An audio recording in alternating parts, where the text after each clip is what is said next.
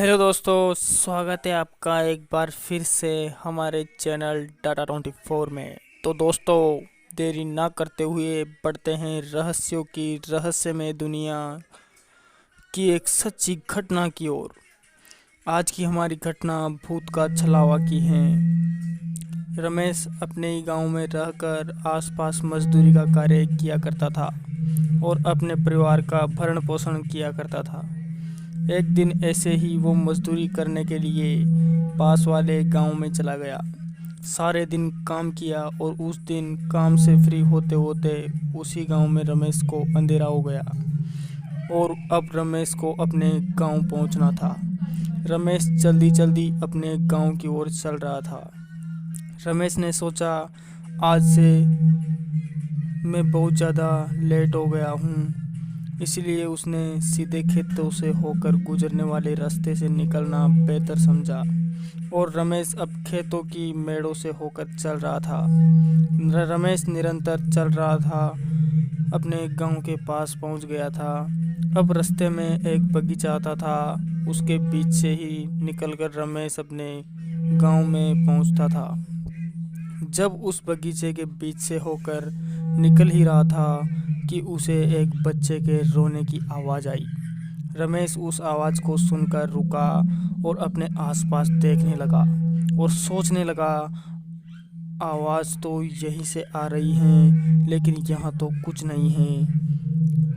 थोड़ी देर रुकने के बाद उसने सोचा, खैर छोड़ो, कोई महिला किसी काम से बगीचे में आई होगी और उसी का बच्चा रो रहा होगा। ऐसा सोचकर रमेश फिर से चलने लगा।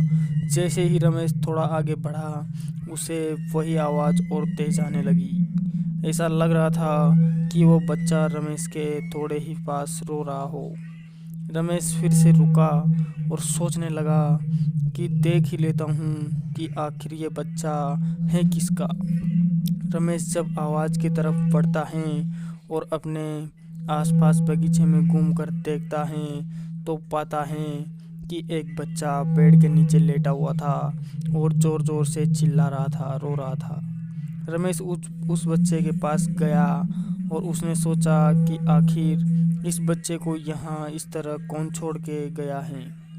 और रमेश ने ज़ोर से आवाज़ लगाई, कौन है यहाँ जो इस बच्चे को इस तरह छोड़ कर गया है? तुम में अक्ल भी है या नहीं? भला इस तरह वीरान जगह पर कौन इस तरह अपने बच्चे को छोड़कर जाता है?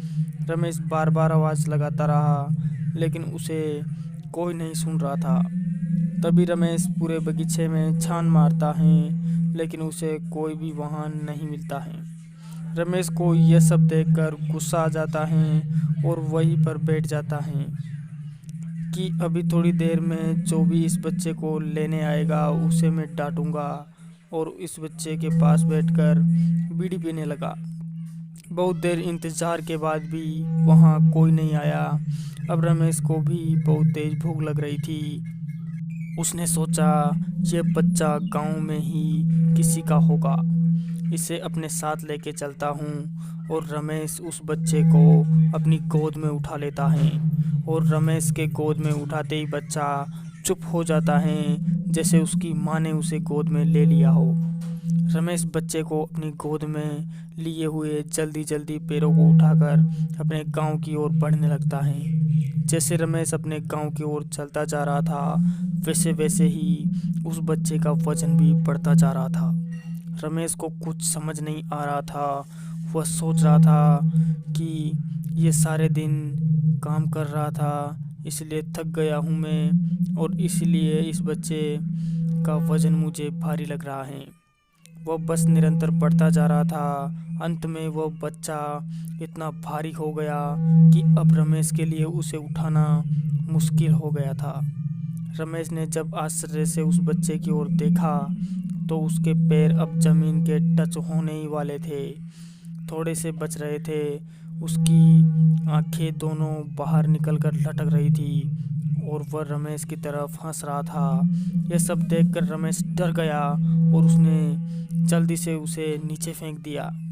फेंकने के बाद वो बच्चा नीचे गिरने के बजाय हवा में वहीं तैरने लगा और रमेश से कहने लगा, कि तुम पूछ रहे थे ना कौन है मुझे यहाँ तक इस तरह छोड़ने वाला, तुझे अपने घर ले चलो, फिर बताऊंगा कि कौन मुझे यहाँ छोड़ कर गया है।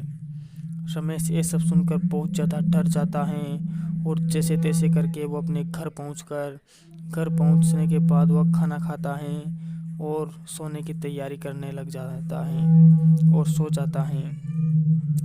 और वह घर पर कुछ नहीं बताता, क्योंकि घर पर उसके छोटे छोटे बच्चे कहीं वो डर ना जाए, इसलिए रमेश घर पर कुछ नहीं बताता। रात तक उसने नींद आ रही थी, लेकिन मध्य रात्रि होते ही रमेश को उस बच्चे के रोने की आवाज़ फिर से आने लगी। रमेश फिर से डर गया उस आवाज़ को अपने ही घर के पास सुनकर। उसके रमेश के रोंगटे खड़े हो गए कि अब यह भूत मुझे नहीं छोड़ेगा। फिर उस रात तो रमेश ने उस आवाज़ को इग्नोर किया और रात को निकाला और अगले दिन सारी बात अपने घर पर बताई, जो उसके साथ रात के समय घर आते वक्त बीती थी। फिर घर वालों ने एक तांत्रिक के द्वारा उसे ताबीज़ पहनाए और उसके बाद ही रमेश को वो भूत दिखना बंद हो गया। तो दोस्तों, ये थी खौफनाक घटना जो रमेश की रहस्यमय कहानी के साथ हमने आपके साथ प्रस्तुत की है। कहानी कैसी लगी हमें कमेंट बॉक्स में ज़रूर बताएं। हमारी इसी तरह की कहानियाँ देखने के लिए, सुनने के लिए जुड़े रहे हमारे साथ डाटा24 में। हम जल्द लौटेंगे एक और नई घटना के साथ। तब तक के लिए बाय, टेक केयर।